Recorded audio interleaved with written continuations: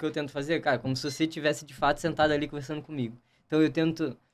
E muitas vezes, assim, antes de eu gravar, eu sento e medito um pouco. Respiro. Pra tirar aquele instinto de performar, sabe? Eu não quero performar. Eu quero conversar, de fato. E tu já sabe o que tu vai falar, o assunto principal, tudo, é uma palavra-chave, como é que é isso, assim? Na maioria das vezes é um roteiro, eu escrevo. Eu gosto muito de escrever, então eu escrevo. E na maioria das vezes é o que eu escrevo pra mim, assim, é o meu processo, sabe? Tô escrevendo aquilo que tá na minha cabeça, aquilo que tá mais vivo pra mim, o que eu tô passando, os meus desafios. E é engraçado porque eu me considero uma pessoa muito sensitiva, assim. Eu sinto muita energia, a minha intuição é muito aguçada. Óbvio que é um trabalho que eu venho fazendo ao longo do tempo, assim, nem sempre fui assim. E aí eu pego muito as coisas das pessoas, às vezes, dos ambientes, dos grupos que eu frequento. E o que acontece? A energia, ela conecta. Então, muitas vezes, aquilo que eu tô sentindo é o que as outras pessoas estão sentindo também. Então, as coisas que eu tô vivendo, que eu tô escrevendo, que eu tô pensando, quando eu começo a compartilhar aquilo com as pessoas, muitas pessoas se identificam. Por quê? Porque é verdadeiro. Gente, nós já começamos o programa. De uma forma, como o Marco diz, natural, porque aí ele se conecta, tanto com a gente, estamos nós duas assim, com você, de uma forma mais autêntica, de uma forma mais intuitiva. Então, nós já estamos no nosso podcast. Vamos aí, Laura, minha filha e a mãe da filha, deixar esse menino lindo nos conduzir. Isso aí, a gente tá com essa proposta e já tô sentindo bons pressentimentos. Também. Primeiro, muito grato e honrado de estar aqui com vocês. Esses dois sorrisos convidativos e acolhedores. Então, muito bom estar aqui. Que ótimo. Tu sabe que tu começou falando que tu não sabia. Posso dar uma de neurocientista aí? Já vou te responder que em Genebra, na Universidade de Genebra, os neurocientistas, eles confirmaram que quando você tem um projeto, já se imagina no futuro com aquilo que você quer, propicia a não degeneração do cérebro. Então, está protegendo para o teu cérebro não degenerar quando tu te permite lá imaginar o melhor resultado que tu quer. Então, esse caminho, o cérebro lá, os estudos comprovam. É um caminho para a gente cuidar, não envelhecer precocemente o cérebro. Infelizmente, a gente faz o contrário, né? A gente avalia o hoje e já começa a se preocupar que o amanhã pode ser igual ou pior. Então, o caminho realmente é esse. E o primeiro passo onde as coisas começam a existir, o primeiro lugar é na nossa mente, né? Pra gente materializar, pra gente criar, construir, primeiro ela precisa ser imaginada, né? Completamente. Só que até muito pouco tempo era uma filosofia. Era uma filosofia milenar, inclusive, né? Você vai viver o que você pensa. E a gente quase que intuitivamente ou com sensibilidade dizia, é verdade, porque eu estou vivendo aquilo que eu pensei. Então, se popularizou em todos os tipos de filosofia. Agora, a partir de 2003, que a gente conseguiu ver imagens mais profundas do cérebro, até esse órgão se comprova que essas descargas positivas de imaginar-se com propósito, com valores no futuro do que você quer viver, ajuda o cérebro a não envelhecer. Eu tenho um ponto a incluir aí. Acredito que sim, né? Eu pensar e ter as minhas ideias, isso me ajuda a me movimentar numa direção, mas incluiria que o universo é mais criativo que a gente. Que muitas vezes não é exatamente da forma como a gente imaginou, mas pode ser ainda melhor. Então, acho que pensar de uma forma produtiva é muito melhor do que negativa, certamente, mas dá um espaço para o como, né? Dá um espaço para de que forma, de que maneira. Nossa, é deixar de lado. Né? Tem uma frase da Rosa que ela diz, eu tenho esse objetivo, né? É tão certo quanto respirar, não importa como, nem quando, nem de que maneira. Então, deixar um pouco o como E todo esse percurso para o universo trazer, né? Então, acho que essa mescla de tenho a intenção, mas ao mesmo tempo me desapego um pouco. Para não gerar ansiedade, né? Com certeza, filha da mãe. Deixa eu contar uma história pra vocês sobre isso, então, que eu acho que tem muito a ver. Eu tenho essa mania, né, e tenho buscado desconstruir essa mania de querer controlar as coisas. Acho que o ser humano tem essa necessidade de controlar, né? Uns mais, outros menos.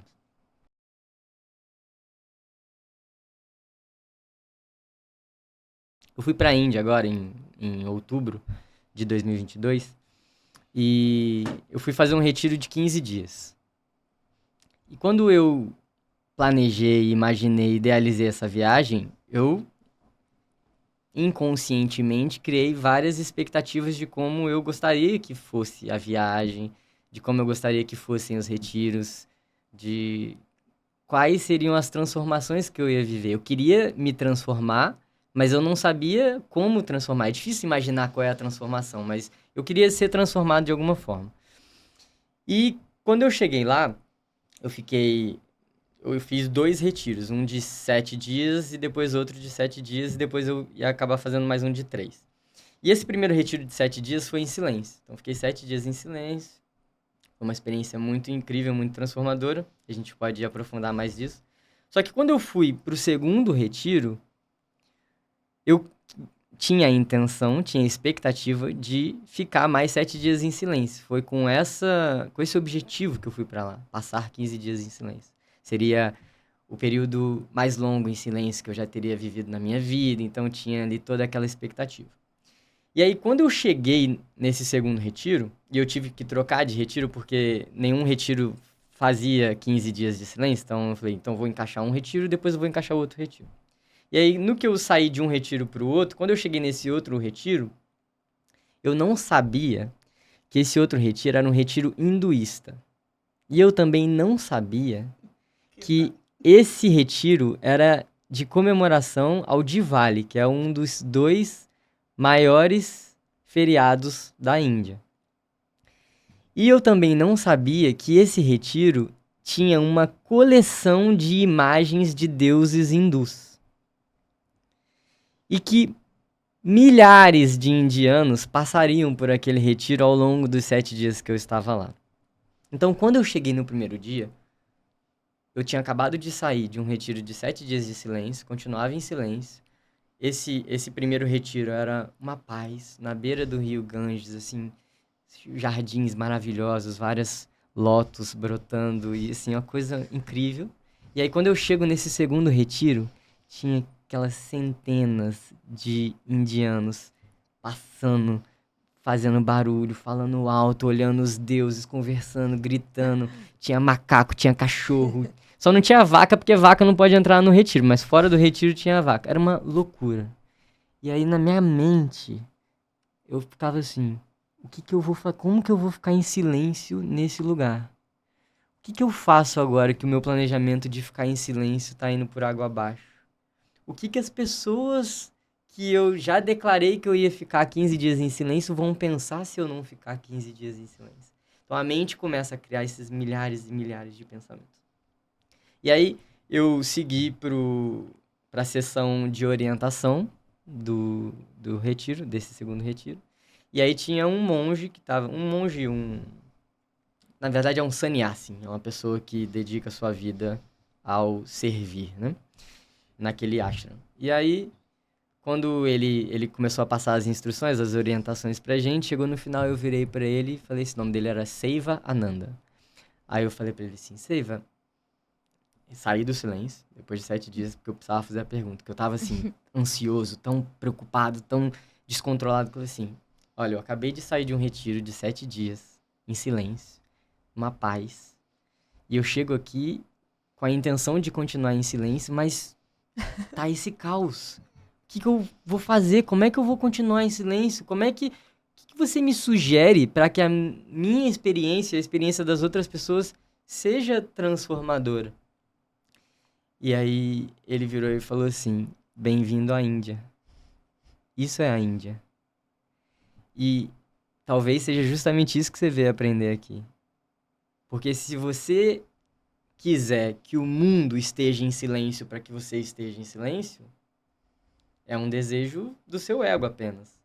Não é a sua essência, a sua consciência buscando a evolução. É o seu ego buscando silenciar o mundo para que você consiga buscar o silêncio interior. Sendo que é justamente o contrário que você veio buscar aqui. Você veio aprender a cultivar o seu silêncio interior, independentemente do que está acontecendo no seu exterior. E aí, os jovens diriam que ele lacrou, né? Naquele momento. Só que eu recebi essa resposta, quando ele acabou de falar isso, eu tava com um sorriso no rosto. Porque caiu a ficha pra mim de que era exatamente aquilo que eu precisava escutar. Que eu precisava abrir mão das expectativas que eu tinha criado, eu precisava abrir mão do controle que eu tava tentando exercer, e precisava aprender a fluir, precisava aprender a abrir espaço pro universo. E é impressionante como cada experiência vem pra ensinar uma coisa pra gente. Então, se no primeiro retiro de 7 dias eu fiquei em silêncio e busquei a paz, foi a entrada na caverna. Muitas vezes eu estava numa fase de muito estresse, de muita ansiedade, e eu precisava ir para a caverna para me reencontrar, me reconectar comigo mesmo. Só que não adianta a gente tentar viver dentro da caverna, porque o mundo não é a caverna. O mundo não é o silêncio e a paz da caverna. O mundo é o caos da Índia. Acho que a Índia é o extremo, mas o mundo é barulho, o mundo é composto por pessoas diferentes e a gente precisa aprender a fluir. O controle, ele traz muito sofrimento. Porque a expectativa, na maioria das vezes, gera frustração e a frustração gera sofrimento. Então, eu aprendi, assim, uma das grandes lições foi a fluir. E acho que faz muito sentido no que a gente abriu. Faz. E a gente, às vezes, acha que achou a alternativa para o nosso problema emocional e nada mais é do que uma fuga, né? Então, eu me afasto. Eu me afasto para me proteger, né? Na verdade, não é uma resolução. Eu entro na experiência que me incomoda e aprendo a administrar ela, né? Aí é quem eu desejo expressar ser nesta experiência. Ao invés dessa experiência, ter que me moldar para eu alcançar o que eu quero, que é o controle, que é o sofrimento, né? Então, é isso. Só que a gente não se dá conta, e em todo momento está acontecendo isso, entendeu? A todo momento tu quer adaptar tudo direitinho para tu te expressar. Não, quem serei eu nesta situação? Aí, redução do estresse é óbvio.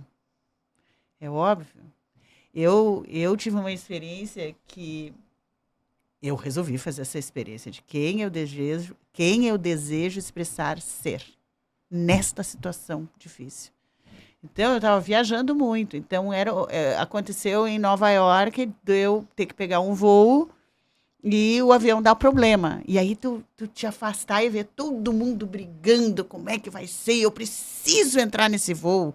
Outro, onde já se viu esta companhia fazer isso, não sei o quê. E eu estava no momento de me retirar e observar. E não fazer esse comportamento. Como assim? Eu tenho uma medicação. Porque a minha personalidade era essa. Eu tinha uma medicação que não poderia ficar fora da geladeira 8 horas. Ela estava no outro voo. Ela ia ficar mais que 8 horas. Só que eu estava com essa proposta. Quem eu desejo expressar ser sem controlar a situação. E eu me sentei. E fiquei vendo aquela confusão das pessoas brigando, algumas muito nervosas. E não colocar as pessoas nos hotéis, né? Então tinha que ir lá. A menina disse, você não vai lá, vai pegar um hotel horrível. Não vai ter que dormir no aeroporto. Eu digo, ai, não, deixa acalmar. Porque eu estava nesse momento. E vendo a menina lá, passando por um monte de trabalho, as pessoas agredindo ela, não tinha o que fazer, não tinha como o avião sair. E eu fui a última. Não é o que eu faria normalmente se eu não tivesse com essa proposta, tá? Aí eu cheguei como última, olhei para ela e disse, difícil hoje, né? E ela, bem difícil. Bom, vamos ver o que você consegue para mim, porque eu tenho uma medicação que está no outro voo. E ela, em 8 horas, eu perco toda ela. É só isso que eu queria ver se você resolvia para mim. E ela, não, deixa eu ver aqui. E eu ali, quem eu desejo expressar? Você foi super gentil com ela. Ela disse, olha só, nós vamos te colocar no avião que está saindo agora, por causa da tua medicação, vamos transferir, né? Já deu o fofó todo aqui. E já vimos aqui você na classe executiva, vamos colocar na primeira classe, porque é onde a gente tem uma vaga. Quer dizer, simbólico também, né? O que é viajar de primeira classe na vida? Foi tu deixar a Índia se apresentar para você. Foi ir para a Índia de primeira classe. É muito bom isso. Sabe que me lembra um professor meu, que ele conta que ele estava na Índia e estava ali naquele trânsito e era um caos, né? Porque tudo passa ao mesmo tempo, não tem sinal, sinaleira. Então é um desastre. E ele, meu Deus, who is in charge? E o professor dele, no caso, the situation is in charge. Here is the teacher. Né? Que é, a situação está no comando. Aqui, no sentido a situação, o momento é o teu professor. Isso é tão importante para tantas pessoas que às vezes estão buscando algum tipo de transformação e acreditam que precisam necessariamente ir para algum lugar. E às vezes é muito bom, eu amo fazer retiros e acredito que tem muito poder e cursos, etc. Mas esse exato momento pode ser teu professor, se tu olhar dessa forma, né? A tua prática pode ser o teu dia a dia. E não só quando tu para por 10 minutos ou quando tu para por uma semana. Fazer da vida essa prática. Né? Então eu acho que muito interessante isso que a gente falou. Sabe que eu tenho pensado muito na forma como eu como ultimamente. E eu tenho ficado cada vez mais consciente de que o sabor da comida, ele só dura enquanto ele tá na boca. Depois que você engoliu, acabou. Fica uma vaga lembrança se era boa, se não era. Mas o sabor vivo mesmo, ele só dura enquanto tá na boca. Por isso eu tenho uma técnica para a pessoa que come, que tem compulsão. Porque assim, a pessoa come porque ela tem um desejo, entendeu? Ela quer aliviar uma dor e ela tem um símbolo da comida fora da boca dela. Ela não tem a imagem da comida na boca dela. Ela tem a imagem linda fora da boca. Então, eu peço para ela fazer um exercício de que ela... esse chocolate crocante com amendoins e quando tu morde... Eu digo, tá, segue mais um pouco. Mordeu, bota na boca. Mastiga, sente o gosto. Agora fica mais um tempo aí e deixa essa mistura se misturar aí entre teus dentes, entre a tua garganta, ficar uma massa sem sentido. Essa massa que vai perdendo a forma, vai ver se tu vai sentindo. Agora engoliu, tá bom? Tá bom? Aí não tá. Pois na próxima vez, ao invés de trazer a imagem dele fora de ti, já imagina engolindo aqui, misturado numa massa sem forma.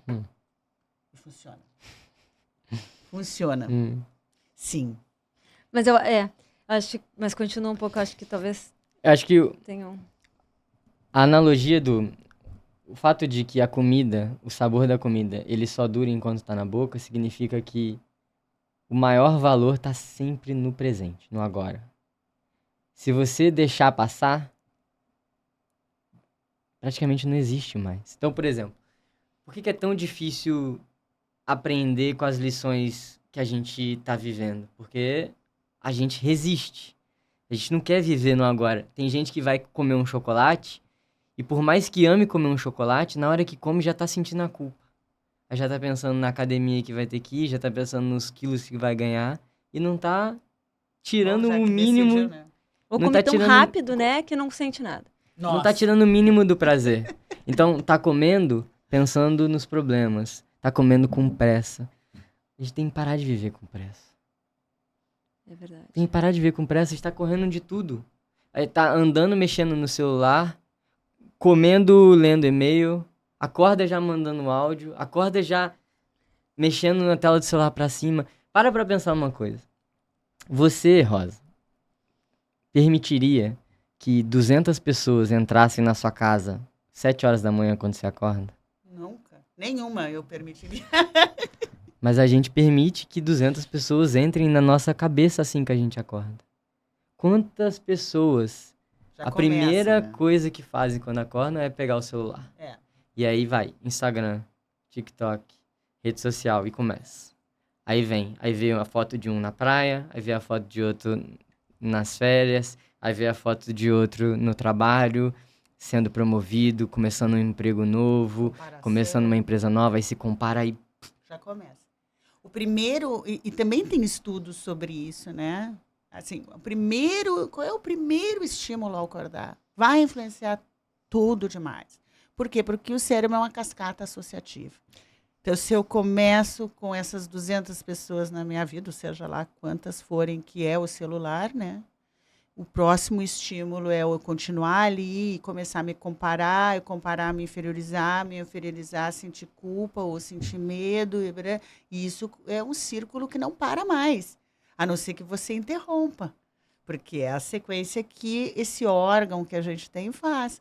Então, se eu começar a cuidar o primeiro estímulo da manhã, e eu cuido muito o meu primeiro estímulo da manhã, porque ele vai dar uma sequência mais saudável, com certeza. E é interessante, né? Teve uma vez, eu tinha acabado de voltar de Piracanga. Não sei se você já ouviu falar, mas é um lugar bem especial. E aí, eu voltei pro Rio de Janeiro. E eu fui pro supermercado. Fazia, sei lá, eu tinha passado 3 meses lá. Eu só tinha voltado fazia 3 dias. Fui pro supermercado e fui fazer as compras. Quando eu voltei pra casa, eu coloquei essas compras nos lugares. Eu acho que eu achei que eu tava fazendo uma gincana, tá? Porque assim, eu fiz o mais rápido que eu podia, eu acho. Lá pela Santos eu me dei conta. Gente, por que eu tô fazendo isso como se fosse uma gincana? Tipo, para que fazer tão rápido? Por quê? Eu não tenho nenhum compromisso daqui a pouco. Eu acabei de voltar de um lugar onde eu tava... O que tá acontecendo? Né? Para mim, um dos meus grandes desafios é esse. É justamente diminuir o ritmo de coisas normais, coisas rotineiras, né? Como o almoço, que eu faço todos os dias. Porque parar para meditar, para mim, não é difícil. Eu adoro. E eu consigo. Para mim, parar para ler um livro, coisas que eu... Mas o dia a dia tem várias coisinhas que eu vejo que tem um modus operandi que é da pressa. Como se eu fizesse, então, mais rápido, fosse ser melhor. E eu vejo como é difícil, por exemplo, se tu tá numa fila, tu ficar na fila e estar ali. Como é muito fácil e na tua cabeça ideal, às vezes, tu pegar o celular e vou aproveitar para fazer XYZ. E esse vou aproveitar para fazer XYZ durar o teu dia inteiro. E tu não tem intervalo mais. E a pessoa não vai percebendo que a vida, ela tem muito mais para te dar do que as tuas histórias, do que o teu telefone, do que os teus planos, a vida aqui. Só que esse aqui da vida, a gente quase não acessa. Por quê? Porque eu tô fazendo uma coisa, tô fazendo outra, tô com pressa. Aí na meditação, tu tem uma determinada experiência, talvez, né? Tu tá te organizando. Mas como é que tu faz para estender essa presença no teu dia a dia? Para mim isso é um grande desafio, mas é o que eu tô me propondo, inclusive, esse ano. Eu poder estar mais aqui. E não só aqui, sim, quando são com pessoas especiais, mas aqui comigo, numa fila. Isso é gostoso.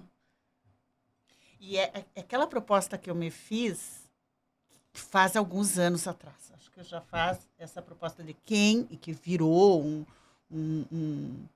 uma forma de viver, né? Mas às vezes eu esqueço. E foi revolucionária por um monte de experiências na minha vida. É quem eu desejo expressar ser nesta fila. Quem eu desejo expressar ser nessa situação difícil. Porque então eu não sou reativa. Eu sou a pessoa que eu desejo expressar. E nisso tudo vem a evolução, é uma evolução diária, porque, inclusive, digo e repito, já deve mais de um podcast eu ter dito isso, acho que vale a pena repetir de novo, a felicidade precisa do problema. Eu não acredito nisso. Não tem como a pessoa ser feliz no platô. Ela tem que ser desafiada para ela ter uma química de me superei. Eu vou ter que discordar de você, minha excelentíssima mãe. Deixa eu terminar minha conclusão e você depois... Mas depois eu falo... Okay. Então, eu vejo assim que a pessoa luta, ela entra em conflito, ela briga com a situação que contraria a vontade dela, mas, né, se ela fizesse só as vontades delas. E tem um conto, tá? Vou terminar com um conto para depois ela contar. Conto de Buda. Eu acho que não é o conto de Buda, não. Conta o seguinte, quem conta é Osho, essa história. Que um padre morreu. E o padre, muito bom, fazia vários serviços para ajudar a humanidade, garantiu certamente que chegou no paraíso. Estava todo feliz que chegou no paraíso, na casa mais linda do mundo. E ele ficou muito feliz. Olha aqui, ó. Tô no paraíso, tô merecendo essa casa linda, maravilhosa e tal. Apareceu já um servo. Como realizar o seu desejo? Ele, estou com fome. Aí, pum, a ceia mais interessante do mundo. De novo, como faço para realizar? Agora estou com sede. Pum, com sede. Olha, ai, que maravilha, né? Tudo que eu quero aqui à minha disposição. Nenhum problema, não precisa de nenhuma missão. Que paraíso, que é paraíso. E assim foi. 2, 3 dias no paraíso, tudo realizado. Ele começou a sentir um tédio tão grande. No 3º dia, ele disse, não, mas agora já deu, né? Que nem feriado, já passou 3 dias, 4 dias. Ai, meu Deus, e o servo chegava, ele começou a irritar. Já está aqui de novo? Não, mas para ser mais feliz, eu queria um pouco de descanso. Pode sair aqui de perto. E ele, daí mais um dia se passou, eu precisava de uma atividade e tal. Aí chegou o servo e ele disse para o servo assim, por favor, um problema para eu resolver. Isso aqui está muito chato.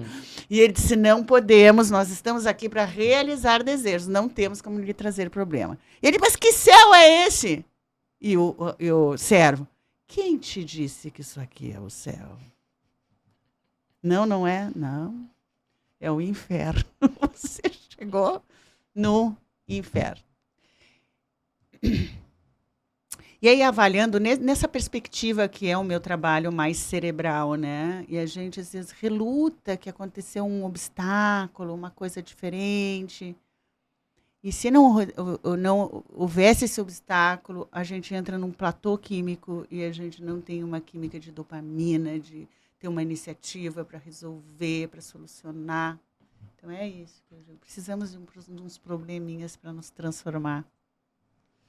Tem uma frase do Osho que diz também que quando Deus quer te punir, ele realiza um de seus desejos. Também, é do Osho, que é o contraintuitivo, né?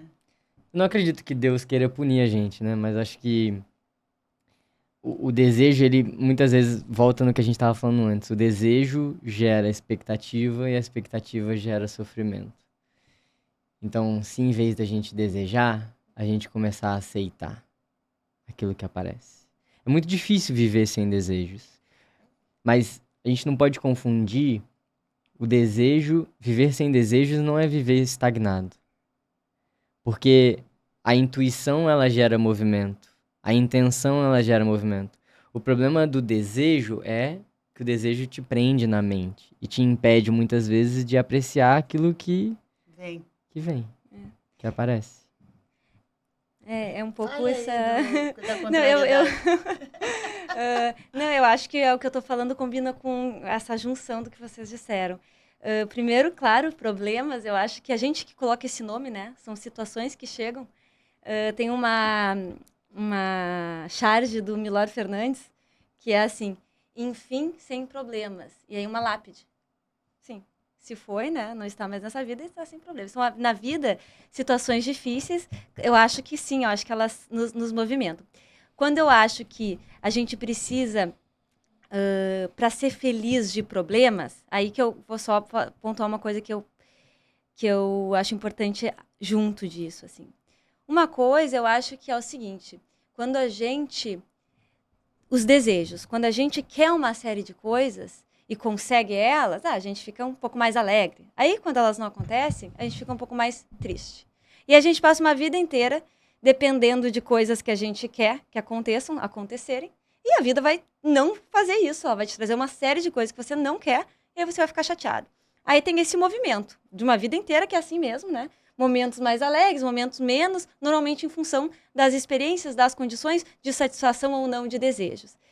Mas eu acho que ao longo do tempo a gente vai vendo que isso não funciona muito bem. Que a gente vai ficando decepcionado e triste de novo e coisa e tal. Eu acredito que também exista um outro movimento que eu acho que é mais estrutural, assim. Uma felicidade que é mais estrutural, que talvez a palavra não seja nem felicidade, mas um lugar onde eu possa como abraçar a vida, assim. E encontrar uma certa felicidade com a vida, como ela é, assim. Talvez essa questão de um movimento que é mais intuitivo e não é tão um desejo, talvez seja por aí, talvez seja justamente isso, eu estou colocando de uma outra forma, mas para a gente não imaginar que quando está tudo bem, eu preciso de alguma coisa que não esteja legal para então eu ficar bem. Esse tédio. Eu acho que esse tédio é uma doença. Sim, mas eu acho que esse tédio é uma doença da gente não conseguir estar numa pausa tranquila. Da gente estar sempre precisando de mais alguma coisa, sabe? Eu acho que é uma questão que talvez a gente precise olhar e dizer assim, cara, esse tédio é ok, eu posso ficar aqui e daqui a pouco nem é tão ruim assim. E daqui a pouco me traz algum insight do que sempre é o movimento do aprimorado, evoluído, não sei, do fazer. Será que também não tem um outro movimento? Que é um movimento de repousar mais nesse ser e deixar acontecer?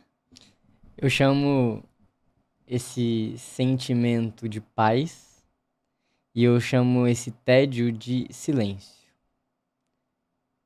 As pessoas perguntam pra mim muito assim, Marco, o que é felicidade? Ou então, Marco, você é feliz?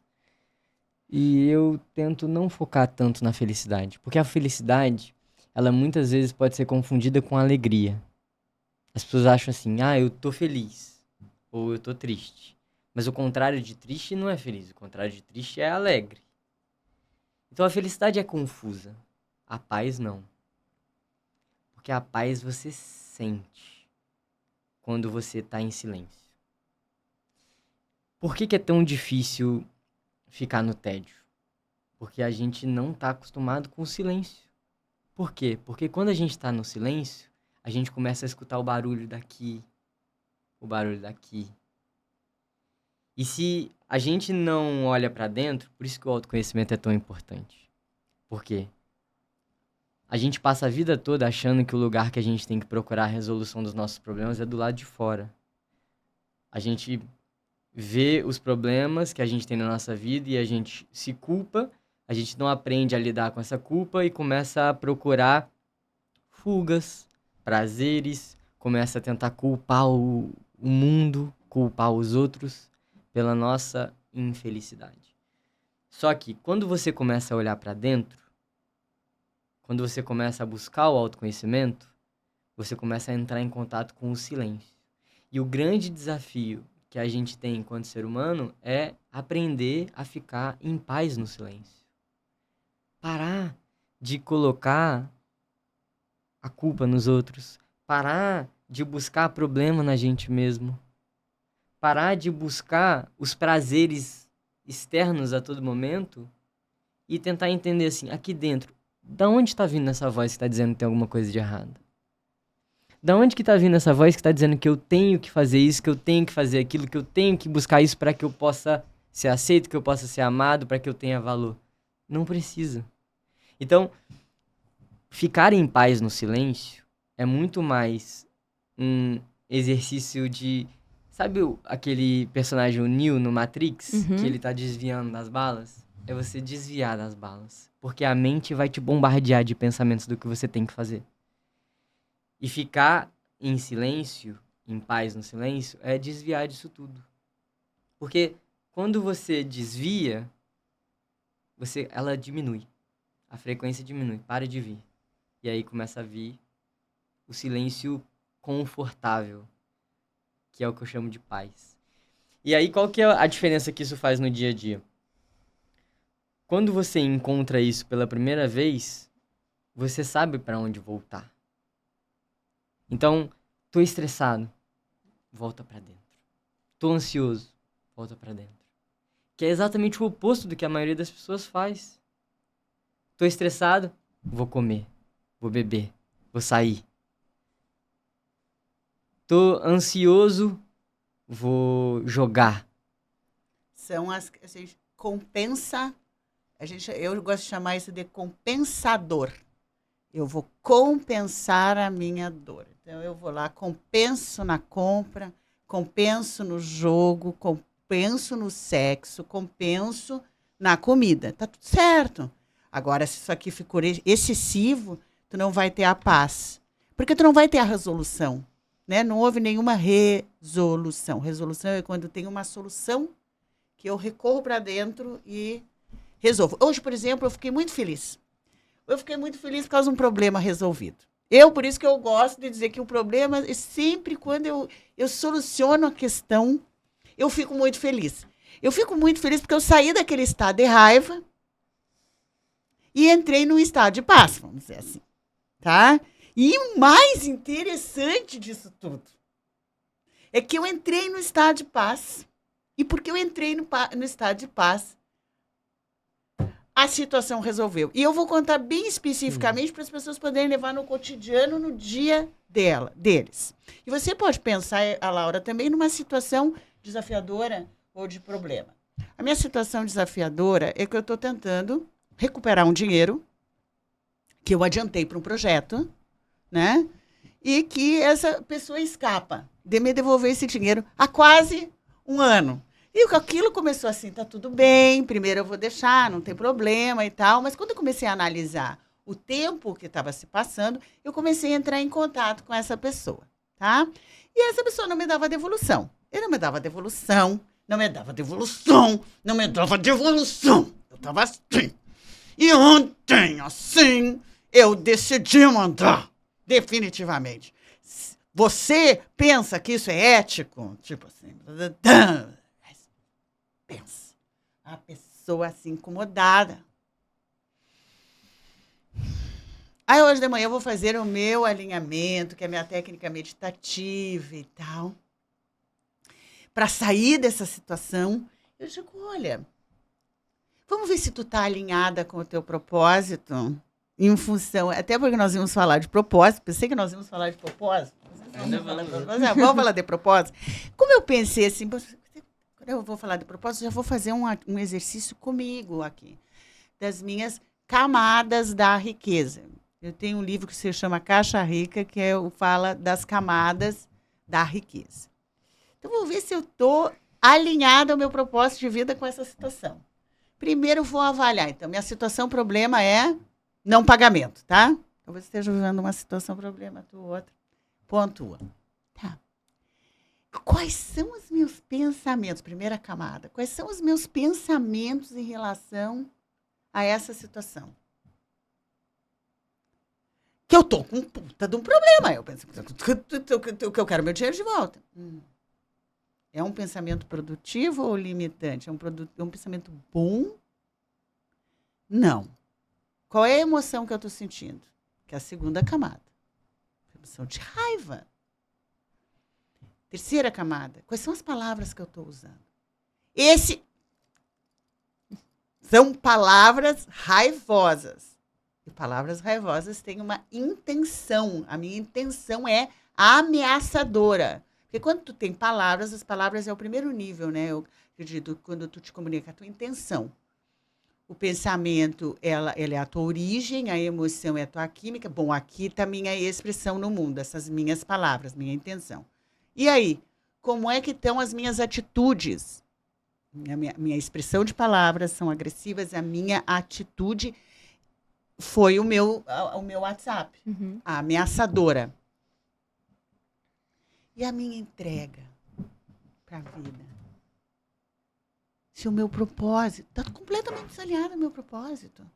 Porque o meu propósito é ser luz na vida da pessoa. Qualquer pessoa que entrar em contato comigo hoje, esse é o meu propósito de vida. Qualquer pessoa que entre em contato comigo hoje, que eu possa trazer alegria, que eu possa ser luz. Luz, eu quero ser luz. Então, por isso que eu brinco com o cara do Uber, por isso que eu converso com qualquer um na rua. Eu quero que a minha passagem seja uma passagem de luz, né? Por isso eu uso muito humor, porque o humor é uma passagem de luz simples. Olha aí, estou muito desalinhada do meu propósito, porque eu estou vivendo uma agressividade. Na hora que eu me dei conta disso, que eu estava avaliando as camadas, que eu fui fazer um alinhamento, no silêncio eu vi essa pessoa na minha frente. E não é isso, esse dinheiro não é muito inferior ao meu propósito. E eu consegui sentir compaixão. Ele só pode estar passando por um problema. E aí eu entrei em contato com um amigo dele, logo depois que eu estava sentindo isso.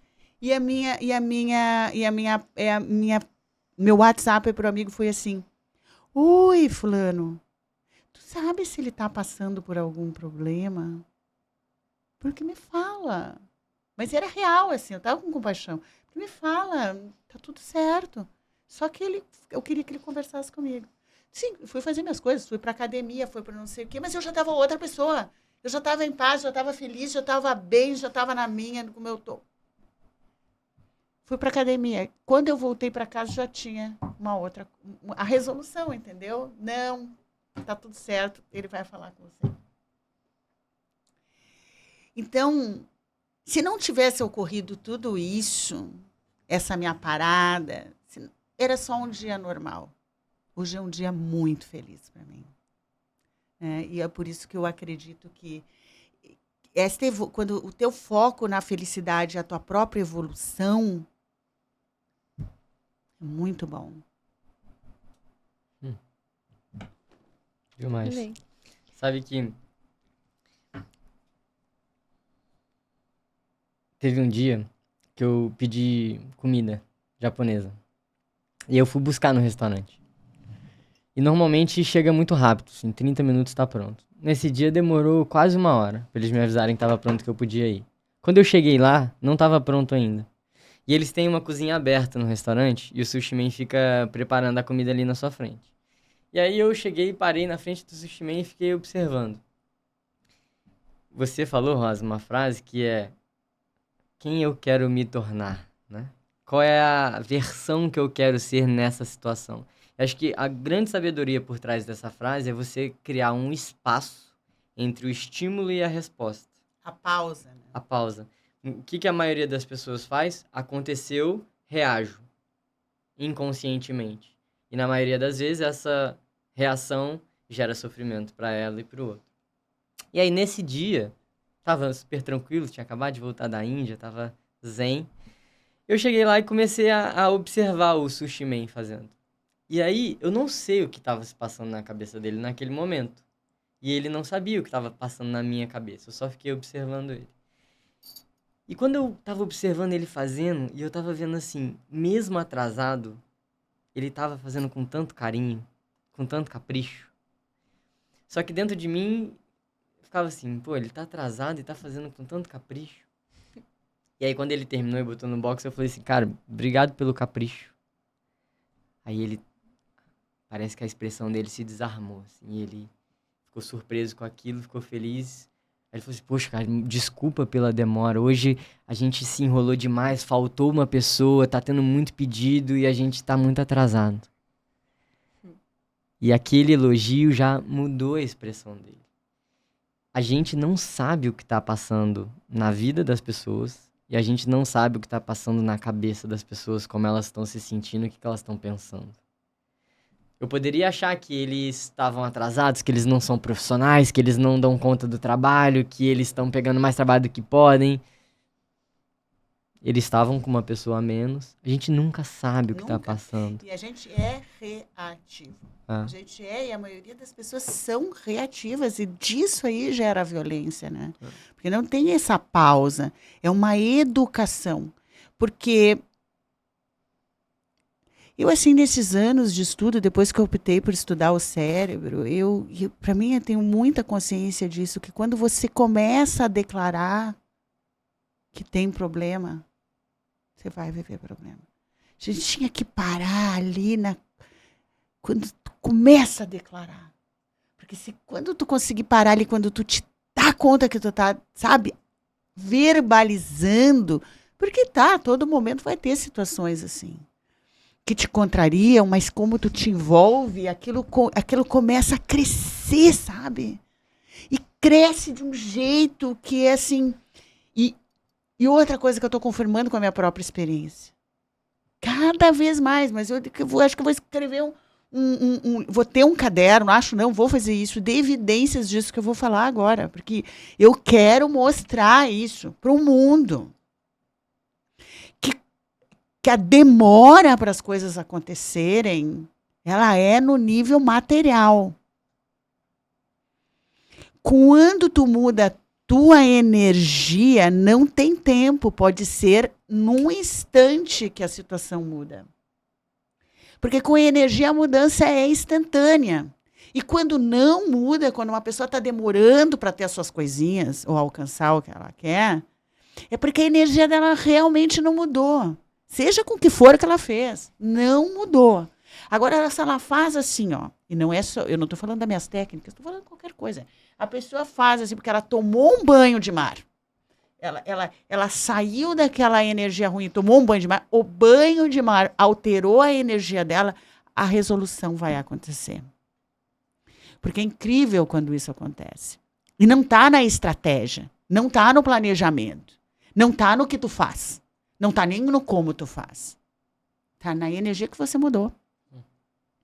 Então, às vezes, você tem que encontrar a forma para mudar essa energia. E ela é assim, ó. E a pessoa diz assim, aconteceu um milagre. O milagre é isso. Aconteceu um milagre comigo. Eu sei que aconteceu. Foi mais rápido do que você pensava. Foi inesperado. Foi sem você fazer nada. Também. Mas uma coisa aconteceu. Alguma coisa te tirou do teu padrão energético baixo.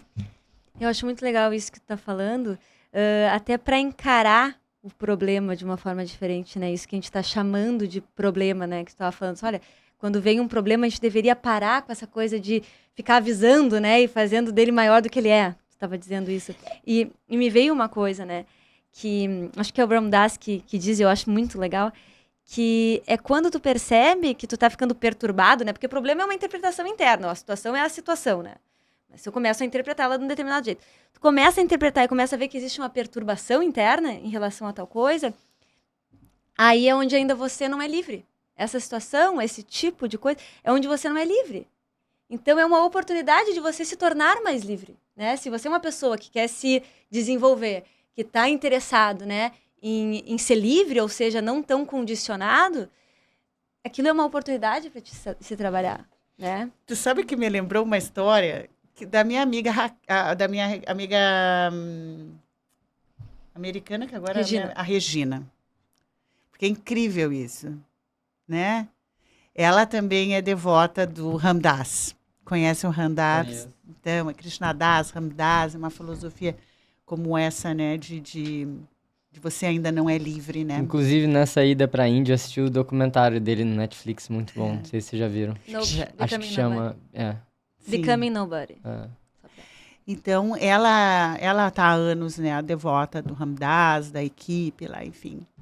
E ela conta uma história que eu acho interessante para todos nós.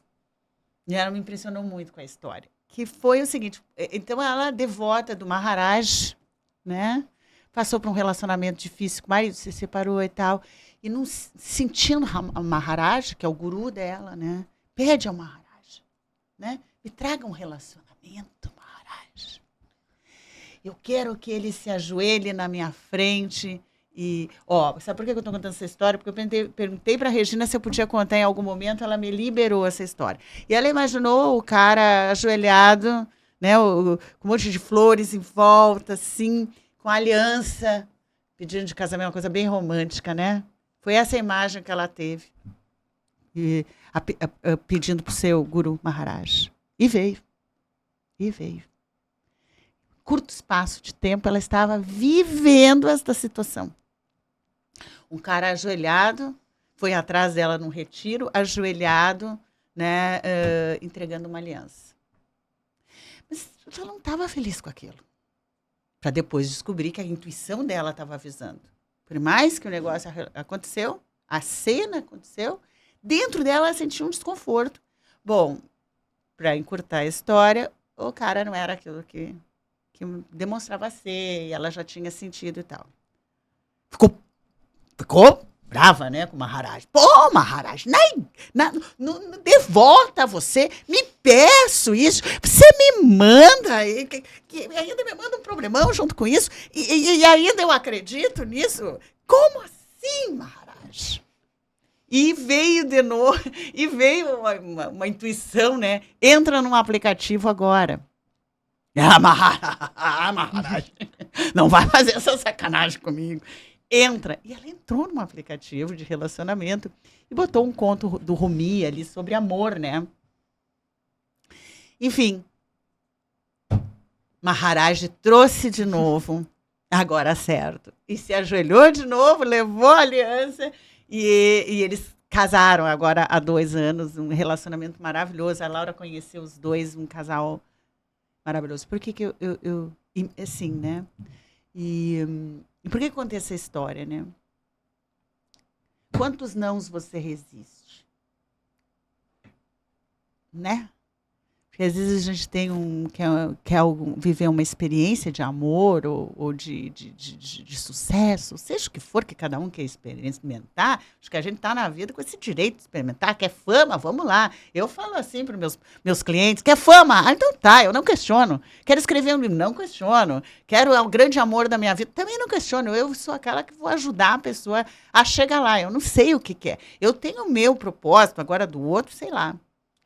É a da Regina. O que eu acho? Eu acho que as pessoas assim, eu tem que ser assim, agora vem os obstáculos aqui, eu vou desistir.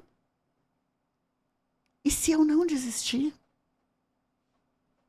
O milagre vem, né? Ou a situação acontece.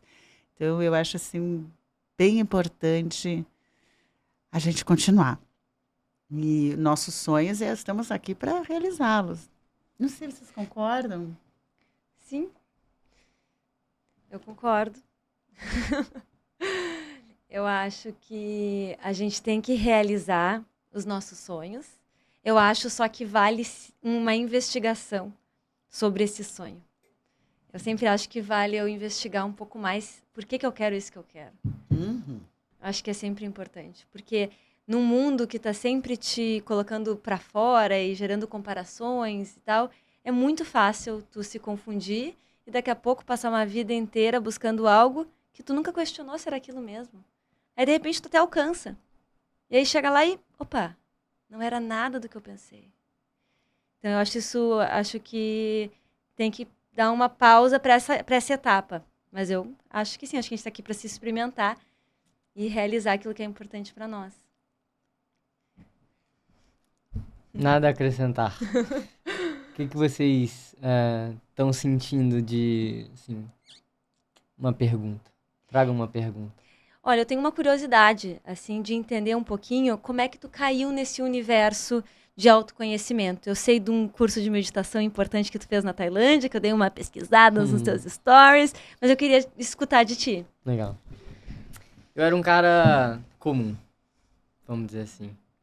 Na verdade, comum até mais pro lado negativo do comum, sabe? Minha história começa, e é importante citar, quando eu tinha 1 ano e meus pais se separaram. E até hoje eu tô buscando entender e compreender mais profundamente no meu autoconhecimento o que representou a separação dos meus pais da forma como foi para mim.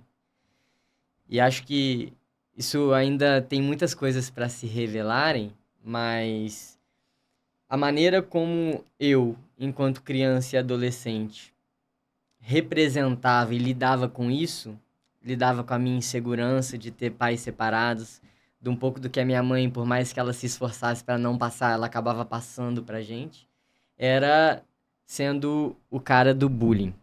Então eu fui aquele cara que bullyingava os outros, que criticava os outros, que ridicularizava os outros na escola. Minha mãe já foi chamada muitas vezes na escola por causa disso, que eu fazia bagunça, que eu apontava as fragilidades das outras pessoas. E hoje eu percebo por que eu fazia isso. Porque hoje eu percebo, quando tô num grupo de amigos e eu sou o alvo da zoação, como ainda me gera o desconforto. E aí hoje, com mais autoconhecimento, eu consigo ver os estímulos que vêm de querer devolver, de querer colocar outra pessoa no centro das atenções. Então, eu vejo que quando eu era adolescente, eu botava os outros no centro das atenções, eu era o cara do bullying, porque era a minha maneira de não permitir que as minhas fragilidades viessem pro centro das atenções. E eu fui esse cara até talvez 18, 19 anos. Acho que conforme eu fui crescendo, isso foi diminuindo, mas eu continuei sendo esse cara egocêntrico, esse cara sem valores, sem princípios. Assim, não totalmente, porque minha família, minha mãe, enfim, são maravilhosos e me passaram valores muito importantes, mas era muito influenciado pelos meios, sabe? E causava muito sofrimento pra mim e pros outros. E aí, a minha primeira experiência de autoconhecimento foi quando eu tive a oportunidade de sair de casa pela primeira vez. Então, quando estava na faculdade, fui aprovado para fazer um intercâmbio do governo federal, um programa do governo federal chamado Ciências Sem Fronteiras, que o governo me patrocinou, me deu uma bolsa para ir morar em Dublin, fazer um ano de engenharia lá, que era o que eu estudava. E eu morava na casa da minha mãe até então foi minha primeira oportunidade de sair de casa. E quando eu cheguei em Dublin, sem conhecer ninguém, ainda não falava inglês tão bem, então eu estava num país desconhecido, numa cidade desconhecida, falando uma língua que era mal ou bem desconhecida, eu parei e pensei assim, e agora? O que eu faço? E aí comecei a ficar sozinho por um tempo, porque até fazer amigos passa um tempo sozinho. E eu até então nunca tinha ficado sozinho. Quantas pessoas vocês conhecem que nunca ficaram sozinhos? Que evitam ficar sozinho o tempo todo? Que evitam o silêncio, que era o que a gente estava falando? Então eu tive que ficar sozinho. E aí eu comecei a apreciar um pouco mais a minha própria companhia. Claro que não foi do dia pra noite, mas comecei a entrar nesse caminho. E aí eu descobri uma coisa muito importante quando eu tive essa experiência de morar fora, que foi... Eu tava num lugar que ninguém me conhecia, e quando você tá num lugar que ninguém te conhece, você pode ser quem você quiser, certo? Ninguém me conhece, então eu não tinha os rótulos que eu tinha nos meus meios. Eu não tinha os papéis que eu tinha na minha cidade. Eu não tinha aquelas histórias e aquelas características que eu fui desenvolvendo mais. Eu podia ser quem eu quisesse. E aí eu descobri uma coisa incrível, que é... Quando a gente pode escolher ser qualquer coisa, a gente escolhe ser quem a gente realmente é. O problema é que muitas vezes a gente acha que a gente não pode ser quem a gente realmente é. Porque a gente vive aprisionado nos rótulos. Então, quando eu cheguei lá e eu não tinha mais rótulos, eu percebi, nossa, eu posso ser quem eu quiser ser, então eu vou ser eu mesmo. E aí eu entrei nesse processo de autoconhecimento. Mas foi muito, muito longo, demorou muito. E essa história do primeiro contato com a meditação foi muito boa, porque quando eu tava lá, eu fui fazer uma viagem de verão, que lá era inverno, mas pra gente é verão, dezembro, janeiro, e um amigo me chamou pra ir pra Tailândia. Falou que lá tinha muitas praias, que era lindo, maravilhoso, isso era em 2014. Então a Tailândia ainda não era tão famosa quanto é hoje, né? Naquela época. 9 anos já. E aí a gente foi pra Tailândia pras praias. Só que quando a gente chegou lá, a gente resolveu ir pro norte, conhecer o norte, os templos budistas. Chegando nos templos budistas, descobrimos um retiro de meditação em silêncio que ia acontecer. Esse retiro só acontecia uma vez por mês, num exato dia da semana, que era terça-feira. E era exatamente o dia que a gente estava lá. E aí a gente olhou um pro outro e falou, vamos. Resolvemos ir. Chegando lá, era um retiro de meditação budista. Um monge guiou a gente por 2 dias em silêncio. Eu achei que não seria possível, que eu não aguentaria ficar em silêncio 2 dias. Na verdade, era até um pouco menos de 2 dias, que a gente começou num dia de manhã e terminou no outro dia à tarde. 2 dias em silêncio, aprendendo a meditar, que eu achava que eu... Sim, 2014 para 2015, marco na Tailândia, no norte da Tailândia, fazendo meditação em silêncio. Se você voltasse 6 meses e me falasse que aquilo ia acontecer, eu ia falar assim, não, você tá brincando. E de lá pra cá nunca mais parei de meditar, já são 8 anos meditando. E aí o meu processo de autoconhecimento realmente começou a se desenvolver, porque eu aprendi o que que é a autoobservação, que até então eu não sabia o que era, observar os meus pensamentos. A gente acha que a gente é os nossos pensamentos, né? Então assim, pensei isso, então eu sou o que eu tô pensando. E aí muitas vezes me identifico com esse pensamento. Então, pensei que eu quero falar assim, que eu quero agir assim, vou e falo assim, vou e ajo assim. E aí a meditação me ensinou e o autoconhecimento de que não, eu posso criar esse espaço entre o estímulo e a resposta. Que eu posso escolher a maneira como eu quero ser, e mais do que escolher a maneira como eu quero ser, eu posso descobrir o que é de fato a minha essência, a minha alma. Posso me conectar mais com o meu espírito, com a minha intuição. Então, são 8 anos dessa jornada de escrever, de olhar as oportunidades, olhar os problemas, olhar as dificuldades, falar assim, o que você está tentando me ensinar? Quem é a pessoa que eu estou me tornando? Quem é a pessoa que eu quero ser? E tem muitas histórias nesses 8 anos, mas nesses 8 anos, 6 deles eu tenho me dedicado ao meu propósito de tornar o mundo um lugar melhor para todos nós, através de nós mesmos, sabe? Eu tenho uma tatuagem aqui, ó. Seja a mudança. Essa é um mantra pra mim muito forte, porque é muito fácil eu querer mudar você. É muito fácil eu querer mudar você. Mãe e filha, quantas vezes você falou assim, a minha mãe é assim e eu queria que ela fosse assado? Quantas vezes você falou assim, a Laura é assim e eu queria que ela fosse assado? Às vezes naquele momento de emoção. Mas a única pessoa que a gente pode mudar é a gente mesmo. Então, o que eu tento fazer, o meu propósito é buscar a minha evolução e compartilhar a minha evolução com outras pessoas. Para que, se as outras pessoas estiverem dispostas a aprender e a mudar, elas também vão aprender e a gente vai caminhar junto nesse processo. Quando eu comecei essa minha jornada de autoconhecimento, eu queria mudar o mundo. Eu vou mudar o mundo. O autoconhecimento vai mudar o mundo e eu quero mudar o mundo. E eu percebi que ainda era o meu ego falando. Quero mudar o mundo. A gente não muda o mundo. A gente muda a gente mesmo. E o mundo está em constante mudança. E mudando a gente mesmo, a gente influencia um pouquinho na direção da mudança do mundo. Talvez através do nosso exemplo, talvez através das nossas palavras, das nossas atitudes. Mas hoje eu já não tenho mais esse objetivo egoísta de mudar o mundo, sabe? Eu quero fluir com o mundo. Eu acho que isso é o mais importante. Adorei. A gente se confunde, né, quando a gente pensa em propósito, que o propósito da vida é para o mundo. Não, o mundo está ok, o caos é ok, tudo é aprendizado, o mundo precisa desse caos. E a gente tem um momento, eu também tive esse momento egóico, assim, eu quero mudar o mundo, preciso mudar o mundo, não vou mudar o mundo, né? Mas era uma coisa assim, vou mudar o mundo, mais o ego. Agora, ir com o mundo, né? Enquanto tu puder ir, eu achei excelente isso, né?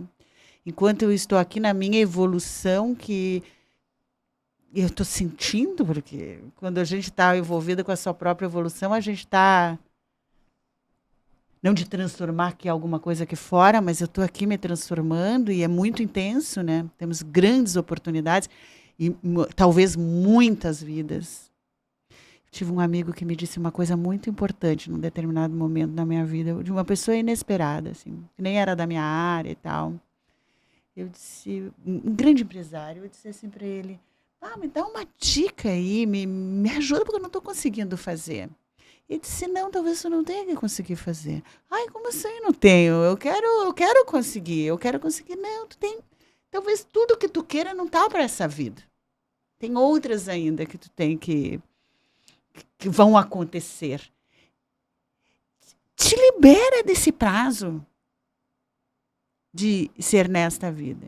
É eterno. É eterno. Algumas coisas tu vai realizar aqui, vai transcender e tu vai continuar. E aí eu me dei conta que se eu realmente pensar assim, eu elimino a minha ansiedade. Tem a eternidade. Eu elimino minhas preocupações com envelhecer, ou com isso, ou com aquilo. Não, sabe? É eterno esse me tornar. Eu vou me tornando, não sou fixa. Agora, o grande desafio, e de todos que ensinam, né, ou se pretendem ensinar, ser professores, eu acho isso, é vencer o ego. Sabe? E aí a gente vê que quando falo luz, é energia mesmo, né? A energia cura. Às vezes nem é a palavra. Aí a Laura vem e faz um comentário dos teus vídeos, que eu não tive a oportunidade de assistir, em que ela fala o que a gente percebe de ti, né? Que não é tanto as palavras que tu fala, nem o local onde tu tá, mas é a tua energia. Quanto mais ela for verdadeira, mais ela toca as pessoas. Mais ela é original, né? Né? Nós estamos aí ainda, podemos ficar aqui muito tempo com você. A verdade é encantadora, né? E tá em falta, né? Então, é escassa também. E sabe um pouquinho mais ainda sobre propósito? Eu, um dia, assim, não sei quando isso aconteceu, mas um dia pensando, assim, o que eu tô fazendo, sabe? O que eu tô fazendo, assim? Às vezes teve um dia que eu tava assistindo meus vídeos, eu assisto os meus próprios vídeos, porque tem lição pra mim também. Às vezes a gente acha que já aprendeu, né? Tem uma frase que eu gosto de repetir, que é: quem acha que já se encontrou é quem mais está perdido. Porque a partir do momento que você acha que você se encontrou, você para de buscar. E a busca não é pelo desejo, é pelo aprendizado. Quando você acha que já sabe, você para de aprender. É o que Sócrates dizia, né? Só sei que nada sei. Então, eu assisto os meus próprios vídeos, assim como eu assisto de várias outras pessoas. E aí, teve um dia que eu tava assistindo um vídeo meu e pensando assim: o que eu tô fazendo? Por que eu tô gravando esses vídeos? O que será que as pessoas estão pensando? O que será que os meus amigos que estudaram comigo e conheceram aquele Marco que fazia bullying, que era um moleque escroto, o que eles estão pensando? E aí começa a vir vergonha, medo do julgamento. Mas aí na hora que veio eu percebi, falei: opa, peraí. Deixa eu olhar isso direito. E aí eu comecei a refletir no porquê que eu tava fazendo aquilo e, mais do que o porquê, pra quem que eu tava fazendo aquilo. E aí eu quero contar pra vocês a história da Josmara. Josmara é uma aluna minha da mentoria, que ela é do interior do Ceará, uma cidade perto de Fortaleza, uma cidade pequena. Uma pessoa que trabalha no mercado. É uma pessoa simples, humilde, amorosa, bondosa. Ela já mandou 3 presentes pra minha casa desde que ela começou a ser minha aluna. Uns presentes maravilhosos, você vê que tem amor no presente. E aí, quando eu penso no porquê e no pra quem que eu tô fazendo, eu lembro da Josmara. E por que eu tô falando isso? Porque tem muitas pessoas que entram no caminho do autoconhecimento e que começam a falar sobre você vencer, conhecer as suas sombras, sobre você alinhar os seus chakras e fazer rituais xamânicos e consagrar ayahuasca, e entra naquelas palavras que segregam, que limitam apenas as pessoas que já tiveram contato com aquilo. E eu reconheço muito o valor disso e acho que é muito importante, mas o meu jogo é outro. Eu tô preocupado com a Josmara. Eu tô preocupado com a Maria. Eu tô preocupado com a senhorinha que tá em casa e que o marido chega bêbado na maioria dos dias, que é grosseiro com ela, que chega em casa e cobra comida, e que ela tá ali sofrendo, triste. É com ela que eu quero falar. É pra ela que eu quero falar sobre autoconhecimento. É pra ela que eu quero trazer algum alívio e alguma maneira dela melhorar o dia dela, porque não tem ninguém falando com ela. E eu quero falar pra ela que ela é especial. Eu quero olhar pra ela e fazer perguntas pra ela, como foi o dia dela, como tá a semana dela, porque não tem ninguém fazendo isso. Não tem ninguém que olha pra ela e fala assim: você é muito especial. E hoje tem mais um monte de jovem que comenta, que assiste os meus vídeos e comenta assim, ninguém nunca falou que eu sou especial. E eu acho que o meu objetivo é ir além disso, porque não é só ficar na superficialidade, por mais profundo que seja, mas ainda assim é superficial, um vídeo de 1 minuto, mas é a porta de entrada. Para ela olhar e sentir assim, a minha vida pode ser diferente.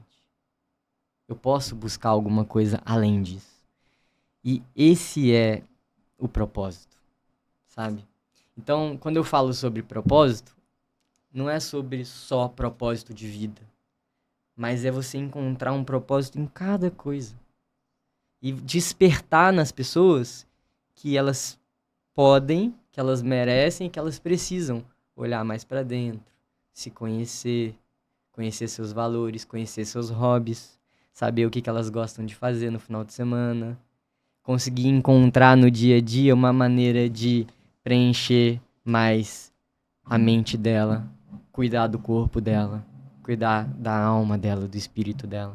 Porque é isso que faz a diferença, é isso que traz a paz, é isso que traz a felicidade. Então é com essas pessoas que eu quero falar. E acho que isso faz diferença, sabe? Muito bonito. Para quem eu quero falar? Não, muito bonito.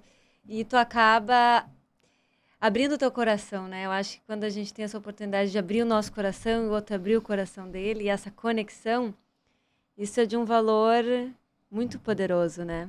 Eu li num livro, acho que se chama Indomável, o nome do livro, muito bom. E em algum momento ela disse, faça alguma coisa que abra o seu coração. E aquilo me pegou, assim. Porque às vezes a gente vê algo difícil e a gente quer se fechar. E aqui no Brasil e no Rio de Janeiro é uma oportunidade enorme abrir o nosso coração. Porque todo momento que a gente passa, a gente é na rua, a gente vê pessoas em sofrimento, né? Muito. E às vezes a nossa alternativa é passar rápido. A gente nem nota, mas às vezes eu acho que é um jeito da gente não se... A gente tem medo de sofrer também, talvez. Não sei.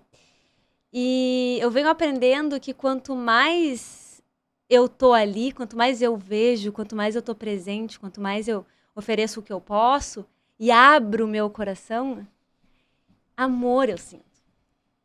E aí, eu acho que acaba sendo o amor que eu transmito também. Então, acaba sendo uma troca muito bonita, sabe? Eu não sei porque que eu falei isso, mas me veio isso em mente. E dizem que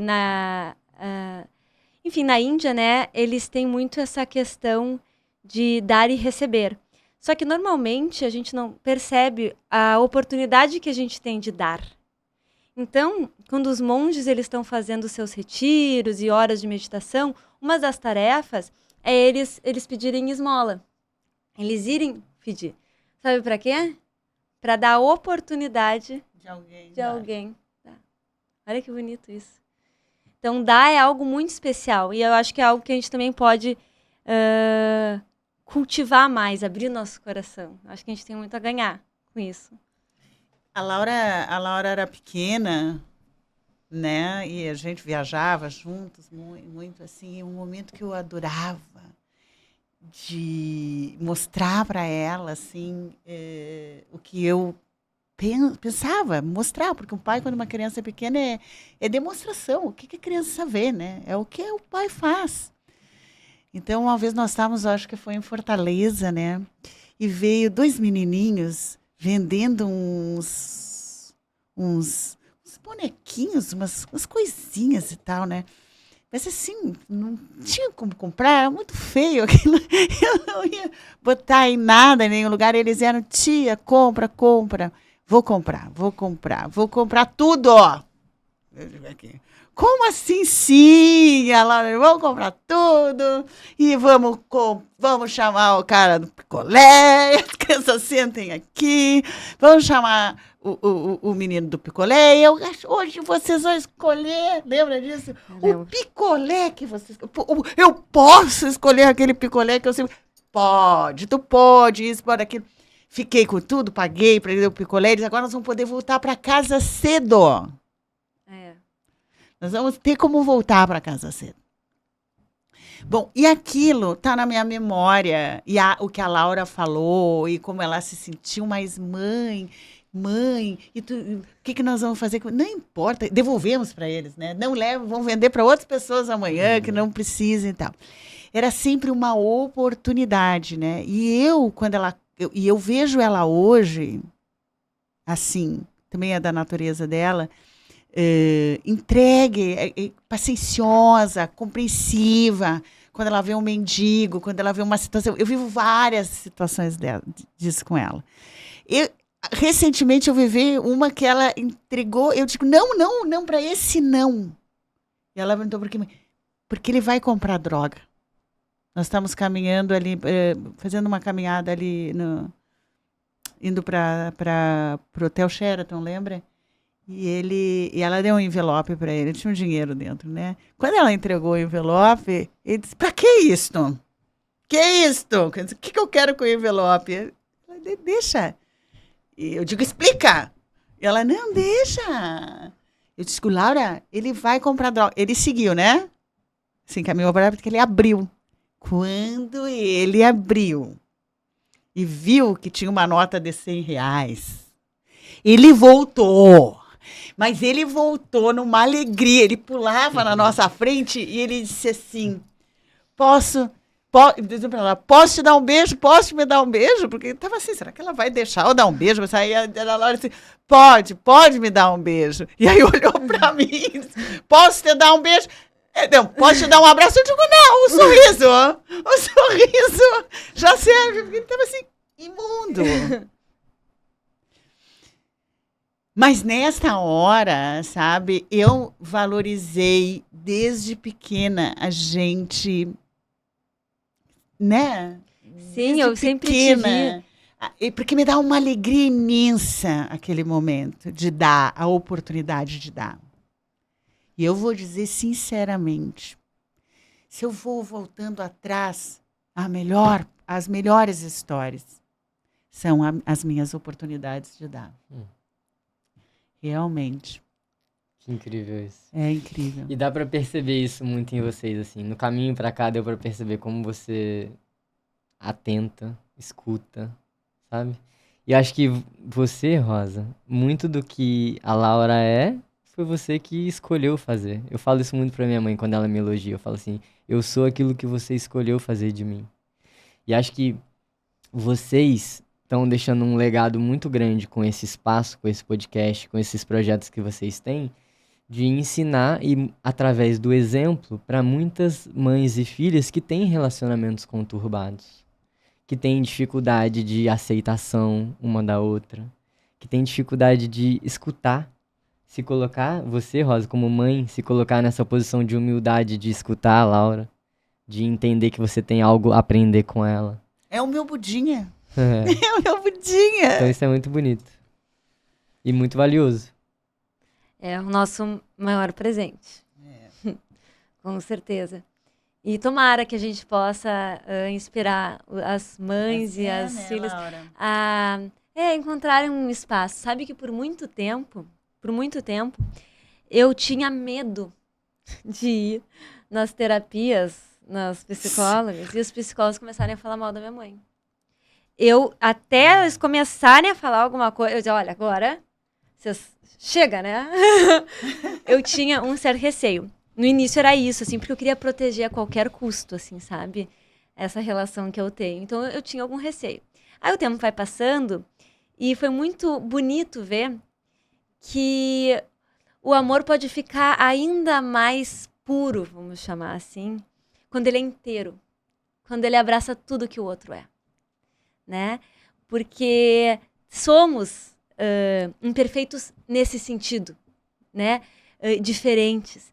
Então, não se espera que um pai e uma mãe sejam ideais. Nós somos o que nós somos. E com esse somos tem uma combinação única. Poder usufruir dessa combinação que é única. Ao invés de esperar que as coisas sejam diferentes. Né? Porque dizem, né, se tu tá achando que tu tá ficando iluminado, então vá conviver com seus pais, né? E eu devo estar iluminada. Pegou a mãe na pandemia dentro da casa dela. Não, tô brincando. Eu reconheço o quanto os nossos pais... Eu acho bonito também isso, né? Porque, veja, eles acabam sendo oportunidade de mudança também. Então, eles nos oferecem a vida primeiro, e aí depois ainda são um espelho. Pô, legal, hein? E eu acho que é exatamente por isso que dói tanto o relacionamento com os pais muitas vezes. Por quê? O relacionamento com as pessoas são espelhos, né? O que significa, né? A gente tem que falar a língua do povo. O que Boa. significa as pessoas são espelho? Quando você se relaciona com alguém, aquilo que te incomoda naquela pessoa, muito provavelmente é algo que você também tem dentro de você, que você tem dificuldade de aceitar e por isso você não aceita no outro. E então, quando a gente está nos relacionando, quando nós estamos nos relacionando com os nossos pais, a gente vê coisas nos nossos pais que muitas vezes a gente tem na gente mesmo, a gente não aceitou ainda na gente e a gente não aceita nos nossos pais. Então, eu percebo isso no dia a dia com a minha mãe. Aquilo que me incomoda mais na minha mãe é aquilo que eu peguei dela. E que eu sei que tá em mim e que me incomoda em mim.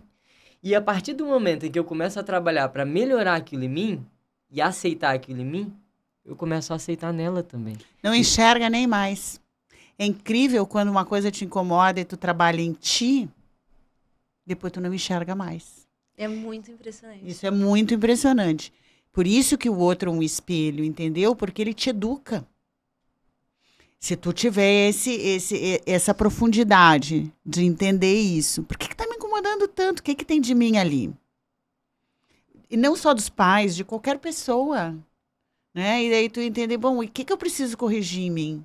Uhum. Por que eu, né? Porque deve ser alguma coisa dentro de mim e tal. E quando tu muda, não reflete mais. Não reflete. Aí tu diz, meu Deus, né? Eu tive uma senhorinha que chegou no meu consultório e ela chegou e disse assim, agora tu precisa me ajudar a me separar da praga que mora comigo. Eu digo, olha, eu não aguento mais, ele se aposentou. Enquanto ele trabalhava, dava para aguentar. Agora que ele se aposentou, tu acredita que nem a minha caminhada de manhã eu faço mais sozinha. Eu aproveito que aquela praga vai do meu lado.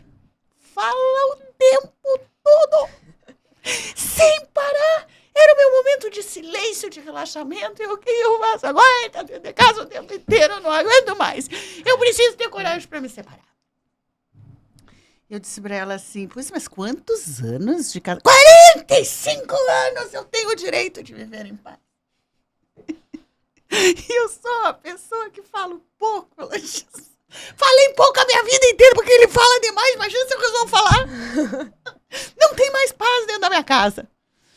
E eu disse, pois é, então nós vamos começar a fazer um trabalho. Eu disse, para ver assim, mas ele, qual é o lado bom dele? Ele tem um lado bom. Ah, não, tem sim, muito bom, não faltou nada na minha casa. Tem condições financeiras, todos os meus filhos se formaram, dinheiro, trabalho, entendeu? Isso ele foi um cara bom. Sustentou todo mundo, sustenta todos os meus luxos. Ah, fala que eu não aguento mais. Bom, eu disse, tá bom. Mas então, você acha que quero te explicar, o teu cérebro é uma usina. E se tu começar a desenhar ele silencioso, não tem jeito. Não, mas e se tu começar a vender essa ideia? Se você começar a trabalhar essa ideia, tu ficaria casada com ele? Você ia parar de falar sim. Se não, não, eu vim aqui para me separar. Mas vamos fazer um teste. É uma senhora, tá? Uns 70 anos. Fazer um teste de você projetar. Fazer um teste. Uma semana. O que tu quer viver. Não o que tu não quer viver. E descarregar isso no teu cérebro. Então tá bom. Então eu ensinei a técnica que ela teria que projetar essa caminhada primeiro. E ela caminhando, aproveitando a caminhada e ele silencioso. Vamos testar o poder do teu magnetismo, da tua telepatia. Tá bom. Faz uma semana. Se não der, daí eu começo a te ajudar a se separar. Mas primeiro vamos tentar essa maneira. Não, passou uma semana. Só que tu tem que praticar todas as manhãs, antes da saída da caminhada. E ela fez. Mas ela fez. Uma semana depois ela voltou. Quando ela entrou na minha sala, ela entrou assim, ó. Sim, a senhora senta, ela assim. Que praga que tu fez? Tu fez alguma macumba, alguma coisa, alguma troço. Eu digo, o que aconteceu? Aconteceu! Que na primeira caminhada só estava silencioso. O que aconteceu? Telepatia, você comunicou isso do jeito certo, valorizando ele. Você passou isso para ele. Ela disse, é possível. É possível. É possível, pelo magnetismo, pela telepatia, você influenciou, respeitando ele, o lado bom dele. E aí que ela vem e disse, e eu estou me dando conta de uma coisa mais profunda ainda. Que eu passei a vida inteira dizendo para mim mesmo que eu ia falar menos porque ele falava muito. Então eu criei isso. E agora eu vou falar. Eu vou me expressar mais. E isso já está acontecendo. E ele, porque eu estou me expressando mais, ele está me ouvindo mais. Está ficando perfeito. Então, acho que esse exemplo foi para mim também muito importante. Eu não esqueço dessa história, entendeu? Porque ela foi forte, foi rápida, né? E a conclusão dela foi essa, né? Quando eu mudo, quando eu penso melhor do outro, o outro muda porque eu estou enviando a mensagem certa para ele. Eu acho que isso serve para todos nós também. Sim, a gente, quando pensa o melhor do outro, encontra o melhor do outro. Eu acho que a Laura fez isso muito comigo, me defendeu nas terapias, porque ela conseguiu ver o meu melhor diante de outras coisas que eu não sou, e ela me experimentou no melhor. Que talvez não é o que todas as pessoas me experimentam, né? É isso. Muito bonito. Marco, quando a gente estava vindo para cá, tu me surpreendeu me contando que você tem um envolvimento com política. Eu não queria terminar sem tu poder contar um pouquinho sobre isso, assim. Eu acredito que a política precisa de mais propósito e de mais autoconhecimento. Eu tenho, na minha jornada, assim, ninguém da minha família é político. Ninguém que eu conhecia era político. Mas por algum motivo, quando eu era criança, o meu avô, ele falava pra mim que eu ia ser uma das duas coisas, ou pastor ou político. Ele me treinava oratória. Ele ficava me treinando oratória e ele falava pra mim assim, você tem o dom da palavra, você vai ser ou pastor ou político. E acabou que eu virei um pouquinho de cada um. Porque o trabalho que eu faço é um pouquinho de pastor, né? E aí, no final de 2017, começo de 2018, o Brasil estava passando por um momento que pedia muito por renovação. As pessoas estavam cansadas, estavam falando muito sobre trocar, tem que trocar todo mundo, tem que trocar esses políticos, tirar esses políticos daí. E eu estava num movimento de... eu estava trabalhando com a Soul, que era uma escola de habilidades humanas que eu tinha começado com alguns amigos na faculdade, e a gente já estava no nosso terceiro ano, rodando o Brasil, dando palestras, treinamentos. A gente também já tinha começado nas redes sociais, gravando vídeos para o Facebook, estava tudo indo bem. Mas quando eu vi aquele movimento de renovação política acontecendo, eu senti que alguma coisa estava me levando, me puxando, sabe? Tinha uma força magnética me puxando. Eu sentia que alguma coisa para mim tinha ali. E resolvi me envolver com aquele cenário, participar do processo das eleições de 2018. E aí as coisas foram acontecendo, foram se encaixando, umas oportunidades começaram a se abrir para mim. Tive a oportunidade de participar do Renova BR, que era uma escola de formação de novas lideranças políticas. Então, estudei um pouco sobre política. Me envolvi também com o Movimento Acredito, que é um movimento de renovação política fundado por alguns jovens. Falei assim, vou ser candidato. E aí, assim, o Steve Jobs fala muito que a gente só consegue conectar os pontos olhando para trás, né? Nunca para frente. Então, hoje eu consigo olhar para trás e conectar os pontos, quais eram os aprendizados que aquilo tinha para mim.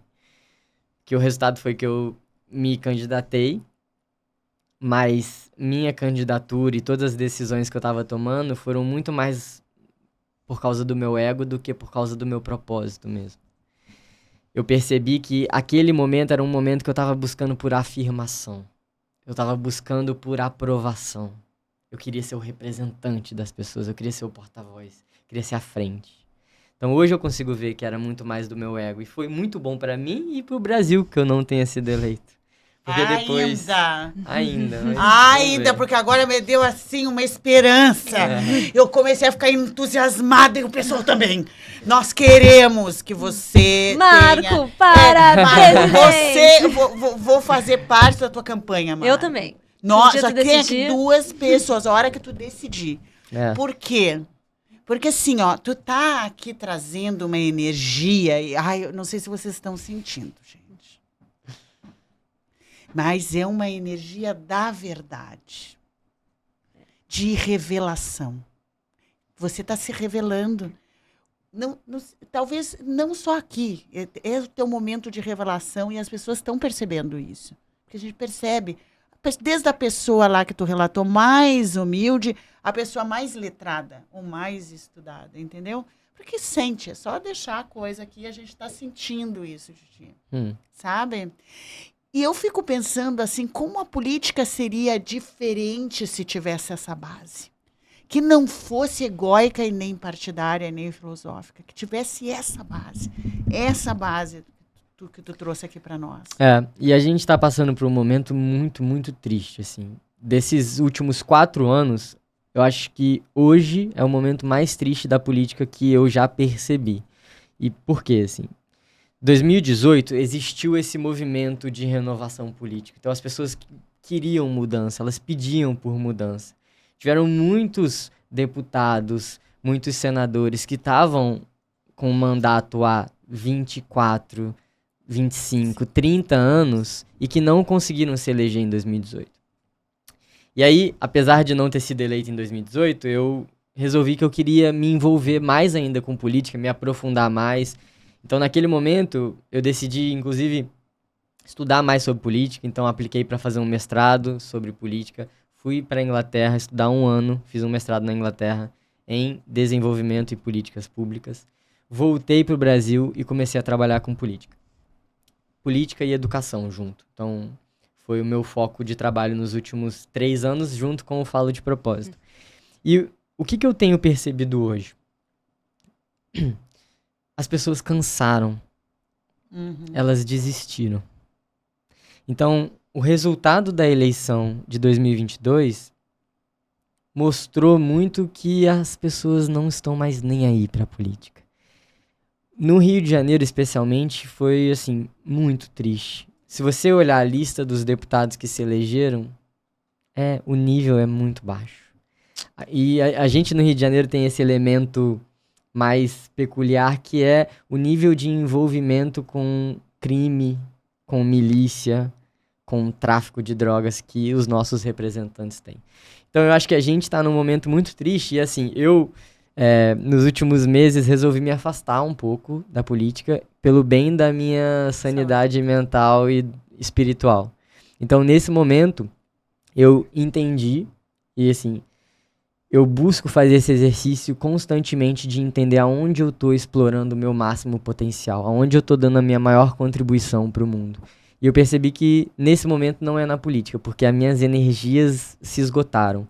Então hoje eu estou 100% focado no Falo de Propósito, em trabalhar com autoconhecimento, em compartilhar esse tipo de evolução com as pessoas. Pode ser que amanhã isso mude, eu me reenergize, eu me motive novamente a trabalhar com política. Mas eu acho que a gente não pode desistir. Acho que a gente precisa, principalmente quem tem um pouco mais de conhecimento, quem tem um pouco mais de noção do que acontece, e principalmente que não precisa, por exemplo, vender o voto, como muitas pessoas fazem, a gente não pode desistir, porque se a gente desistir, eles vão tomar.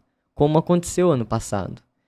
Muitas pessoas desistiram, não votaram de forma consciente, muitos nem foram votar, e o resultado e o que a gente está vendo hoje é representantes políticos muito abaixo do que a gente merece. Sim, porque tu está trazendo até essa outra representação, né? Porque às vezes fica de forma bem amadora, a palavra não é amadora, bem leiga, sempre só nas cabeças, né? presidente X e presidente Y. A gente não entende quem é que está entrando aqui, que vai fazer todo o legislativo, fazer a coisa acontecer ou deixar de acontecer, né? E aí, essa notícia de que é um nível muito baixo, aqui no Rio de Janeiro, muito baixo, e também no Brasil, né? Isso é assustador mesmo. E só complementando, assim, eu acho que falar um pouco sobre o porquê da política, sabe? Que eu acho que muitas pessoas não pensam. Eu acredito que autoconhecimento e política, eles estão completamente ligados, ou pelo menos deveriam estar. Na prática não estão, mas na concepção eles deveriam estar. Por quê? Autoconhecimento é a mudança individual e a política é a mudança coletiva. Então, eu faço um vídeo que vai alcançar 100 mil, 200 mil, 500 mil pessoas, talvez 10% vão realmente ser impactadas e 5% vão aplicar aquela mudança na vida dela de alguma forma. Mas já começa pelo fato de que, mesmo eu buscando atingir a Josmara, a Dona Maria, que tá lá no interior, numa vida difícil, só o fato dela saber ler, só o fato dela ter um celular e conseguir assistir meu vídeo, ela já tá numa posição um pouquinho mais privilegiada. A política pega os 50% que recebem menos de 300, 400 reais por mês para viver. E com as coisas do preço como estão, eu me questiono como que essa pessoa come. Como que essa pessoa vive. E isso é quase metade da nossa população. Então, a política, ela atinge essas pessoas, sabe? E que às vezes... Essas vão sentir muito mais ainda, né? E que às vezes a gente só percebe quando a gente anda na praia e vê assim, nossa, tá aumentando o número de crime, né? Por quê? Porque a gente não vê que as pessoas estão passando fome. Uhum. Que a gente não vê que 7 em cada 10 alunos saem da escola e não sabem ler. Os mesmos que estão lá, porque a educação é muito ruim, de uma maneira geral. Às vezes, 8 de 10 saem de lá e não sabem fazer uma conta de matemática. Então, assim, que futuro que essas pessoas vão ter? Como é que eu vou falar de autoconhecimento com a pessoa que não sabe ler e que não tem o que comer? Como é que eu vou falar com a pessoa que ela tem que aprender a controlar as emoções dela, se ela não sabe se ela vai conseguir pagar a conta de luz no final do mês? Então, a política, ela é um instrumento de base para que as pessoas possam chegar num nível mínimo de que ela tenha condição cognitiva e intelectual de começar a olhar para ela. Porque até então ela está só sobrevivendo. E ela não tem outra coisa para pensar senão o fato de que se ela vai comer ou não. E Marco, para além de quem a gente está escolhendo, já foram escolhidos agora, estão aí, nesse sentido, o que é possível fazer politicamente mesmo? Tem algo que é possível fazer? Não sei se a gente pode se juntar a movimentos que fazem... Eu confesso que eu sou super distante desse universo, assim. Eu sou uma daquelas que me sinto sem energia quando começa o assunto, especificamente na política, os candidatos, essas coisas. Ao mesmo tempo, eu tenho uma vontade grande de poder gerar um benefício que seja maior do que o pontual. Apesar de eu achar que, claro, que o pontual tem o seu efeito. Mas eu imagino que muitas pessoas, talvez, questionem isso. O que seria um ato político se não se candidatar? O que poderia ser? Quais são as alternativas? Existem? A primeira coisa que a gente precisa fazer nesse momento é parar de brigar. É o primeiro passo. Porque quando fala de política hoje, é só briga. Então, a gente precisa parar de brigar sobre política e reaprender a dialogar, debater, aceitar as diferenças, compreender por que as pessoas pensam como elas pensam. Sabe que hoje em dia a gente tem muito extremismo, né? Muita intolerância. E uma coisa que eu faço, quando eu escuto e conheço alguém que é mais intolerante, eu escuto. E aí eu começo a fazer pergunta para a pessoa sobre como que essas ideias se aplicariam na prática. E normalmente elas deixam de ser tão intolerantes e começam a diminuir um pouco a intolerância. Porque a maioria delas que representam ideias intolerantes, no fundo, elas não são intolerantes. Elas estão tomadas por uma energia coletiva de ódio, de raiva, que deixa ela cega. Quando você começa a perguntar para ela, na prática, como que isso seria aplicável, ela percebe que aquilo não é aplicável e ela começa a repensar. Então, acho que a gente precisa parar de brigar, começar a se ouvir mais. Aqui eu não estou dizendo que a gente tem que ser tolerante com o intolerável, nunca. Mas vamos parar de brigar, esse é o primeiro passo. O segundo passo é a gente buscar ressignificar a visão que a gente tem sobre política. É o que a Rosa estava falando a primeira camada, os nossos pensamentos. A gente pode falar sobre as nossas crenças sobre política. Então a gente precisa ressignificar isso. E a gente não vai ressignificar isso olhando para os políticos ruins e tentando achar eles bonzinhos. A gente vai ressignificar isso olhando para os bons que tem e buscando potencializar esses bons. Então, às vezes, vai ser uma palavra de motivação para esse bom. Porque esse político que é bom, ele também está cansado. Ele também está desgastado. Ele é bem corajoso, né? Ele é corajoso, muitas vezes ele está abrindo mão da vida dele, ele está abrindo mão de ganhar muito mais dinheiro. As pessoas acham que o político ganha muito, trabalha pouco. Os políticos bons ganham pouco, trabalham muito. Se eles trabalhassem o mesmo tanto que eles trabalham, porque o político trabalha muito, se eles trabalhassem esse mesmo tanto na iniciativa privada, eles ganhariam muito mais dinheiro. Eu conheço muitos políticos bons, que são meus amigos, que ganhariam muito mais dinheiro se não estivessem trabalhando na política. Mas estão lá porque tem propósito. Então, o que a gente pode fazer? Primeiro, motivar essas pessoas e tentar motivar outras pessoas a seguirem o mesmo caminho. Porque se não é o teu propósito, se não faz parte do teu caminho, se não tem a ver com os seus dons e com os seus talentos, se não tem a ver com o seu servir, você não precisa ser candidato. Mas talvez seja esse caminho de vamos dar mais visibilidade para quem é bom e vamos motivar mais pessoas a seguirem esse mesmo caminho. Eu acredito na tua energia. Agora, tu vê quando ele começou a falar de política aqui, eu já observei uma mudança, tá? Qual é a mudança? Vou te dar minha percepção. Na primeira parte que nós estamos aqui conversando, alta sensibilidade, autoconhecimento, mas assim, mais amplo, o silêncio, um estado de receptividade. Tá? Uma pessoa receptiva recebendo esses aprendizados. Trocamos o tema, o homem mudou. Ele mudou, você mudou. Um líder. Um líder que tem um passo a passo. Um líder que já sabe como começar, o que precisa fazer. Tu entende que talvez tu tenha que ter um retiro um pouco, né? Para entender o teu lugar. E voltar para ele mais leve, mais saudável.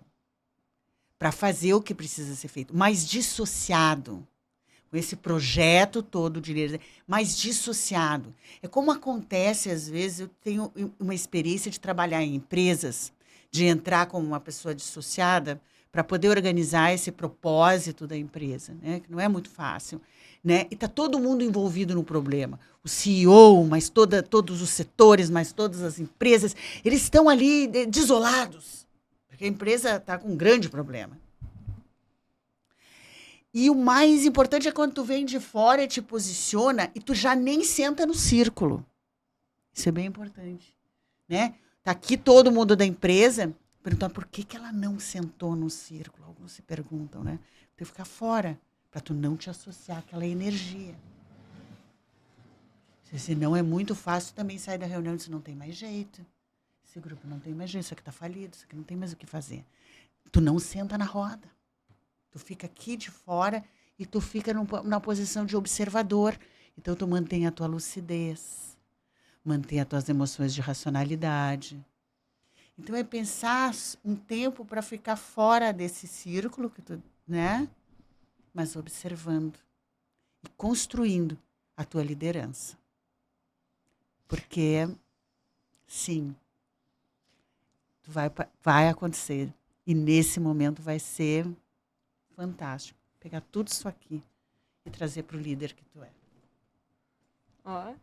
Bom conselho, né? Muito bonito. Pensar mais nesse retiro de silêncio, não tão em silêncio, porque aqui tem uma coisa que vai crescer, vai efervescer e vai chegar pronto, entendeu? Pronto para poder anunciar. Para poder anunciar como se soluciona. Sempre nessa posição, né? Não vou entrar nesse círculo aqui. Não vou me contaminar. Porque eu acho que é isso que acontece, né? Deve ser bem difícil, mas acho que a gente precisa muito, né? Dessas mudanças. E às vezes eu fico pensando que talvez existam movimentos e medidas, é que eu não entendo nada disso mesmo, mas assim, o que como cidadãos, os cidadãos podem se juntar e fazer com o apoio do governo, vamos dizer, mas ideias para solucionar um problema Y, entendeu? Começando numa cidade ou num bairro. Vamos acabar com a fome da Zona Sul, porque por incrível, existe? Uhum. Como é que faz? Vamos fazer eu não sei, eu não entendo, né? Mas assim, talvez existam formas de criar movimentos que possam trazer mudanças políticas, nesse sentido, né? De trazer um bem-estar e uma mudança para a população. É a população conhecer esses... Nós tivemos entrevistando uma menina da polícia, uma representante, uma policial. E a forma como ela falou da família que ela adquiriu na polícia, no Rio Grande do Sul, e a forma como eles trabalham e nos apresentou um outro parâmetro, a honestidade, os trabalhos corretos, o que eles alcançam, nos fez sentir uma energia boa com relação, né? Então, é isso que a gente precisa mais, né? Que as pessoas olhem também o outro lado, que existe sim bons políticos, que existe sim bons policiais, que existe sim gente na política e gente na polícia com propósito. E fortalecer esses, né? Então, a gente fortalecendo esses, a comunidade que está de fora se sente representada, se sente feliz e começa a ter vontade de ouvir sobre política. Começa a ficar com vontade de ouvir sobre a política e polícia, que são assuntos que a gente, num determinado momento, tu diz, eu não quero mais saber. Não me faz mal. É tudo uma roubalheira, é tudo envolvido com tráfico, é tudo... Não, a gente começa a comprar essa crença, essa ideia. E aí, se tu é saudável, se tu tá na busca da tua saúde, tu te afasta desses dois pontos aqui. Polícia, política. Defesa, e aqui os nossos filósofos políticos. A gente não enxerga mais como isso, como uma defesa social. Nem aqui, nem aqui. A nossa defesa social acabou. Olha, Marco, se você um dia decidir se candidatar de novo ou fazer algum movimento, conte conosco, que já somos as fãs aqui, número 1. Vamos distribuir panfleto, fazer palestra. Que também fica entusiasmada. Esse já é um segundo programa. Nós já estamos aqui, já poderíamos fazer a parte 2. A primeira foi proposta, a segunda política. Educação na política. Gostaria de aproveitar para agradecer o João Stefanello, que foi quem fez a ponte para o Marco estar aqui com a gente hoje. O que eles têm em comum é a política. Então, muito obrigada, né, João, porque a gente teve aqui uma noite muito especial. E quem fala que a política é ruim, tá vendo? O João se conectou comigo através da política, através dessa conexão com o João, que foi a política que criou. Me conectei com Laura, com Rosa e aqui estamos. Vi só, é tudo. Eu te esqueci de a gente ter que pegar, né? Em 10 a gente pega o homem alfa. Então aqui o nosso homem alfa é o João. Temos que agradecer ao João. É isso, mas sabe que assim, pra gente não fechar só falando de política, acho que uma coisa que eu posso deixar aqui também é que nesse momento, o que eu tô fazendo é eu tô buscando primeiro me priorizar, que eu acho que é o que muitas pessoas precisam também aprender. Se sentir merecedor de se priorizar, de se cuidar, de saber respeitar os seus limites. Acho que muitas vezes a gente não sabe, né? Então, quantas pessoas estão hoje num momento que elas querem continuar insistindo em alguma coisa que talvez não seja mais para insistir. Sabe quando você fica tentando abrir muito uma porta e a porta não abre? Talvez essa não seja a sua porta. Então, acho que a gente precisa, às vezes, dar um passo atrás, respirar um pouco, viver o presente, sabe? É o que a gente tava falando a comida, o gosto da comida só dura enquanto está na boca. O pôr do sol, o momento mais bonito do pôr do sol é o momento presente. Às vezes a gente eu adoro assistir pôr do sol. Às vezes eu fico sentando pra assistir o pôr do sol, e o momento que eu tô vendo é maravilhoso. Aí daqui a pouco o próximo momento é mais maravilhoso ainda. Aí eu posso pensar assim, será que o próximo vai ser mais maravilhoso? Não, eu não tenho essa garantia. Qual é o momento do pôr do sol que ele deixa de ser tão maravilhoso e o céu fica escuro? A gente não sabe, você não consegue controlar. Então não adianta eu ficar esperando o próximo momento que vai ser o mais bonito. O mais bonito é o que tá se mostrando agora. Então eu não sei se um dia eu vou voltar a ser candidato, eu não sei se um dia eu vou voltar a trabalhar com política, eu não sei. O que eu sei agora é que eu tô me priorizando, me respeitando e cuidando de mim. E eu acho que todo mundo precisa fazer um pouquinho isso, sabe? Olhar, entender assim, o que eu preciso agora, nesse momento? Qual é o caminho que eu tenho que seguir nesse momento? Será que é o caminho de trabalhar, de me empenhar, de investir? Será que é o caminho de dar um passo atrás e refletir? Será que é o caminho de parar e me cuidar um pouco? Então acho que a gente tem que entender qual é o caminho e... Entendeu o intervalo? É um intervalo. A pausa. É o uma silêncio. pausa, Marca, é um intervalo. É isso, só isso. É. Mas sabe que eu me lembrei de uma frase que eu já falei, que eu vou falar de novo?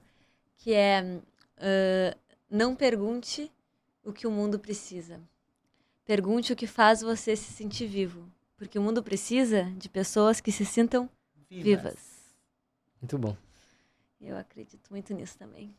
Bom, estou me sentindo muito viva com esse nosso encontro e quero agradecer a tua presença e que tu venha mais vezes, porque eu gostaria de ficar aqui muitas e muitas horas podendo conversar contigo. Vai ser uma honra, um prazer. Obrigado pelo convite. Amei o nosso papo, acima de tudo. Acho que fluiu como deveria fluir, aconteceu como deveria acontecer e foi uma honra. Obrigado, fundo do coração. Agora, depois, nós queremos ir no teu podcast.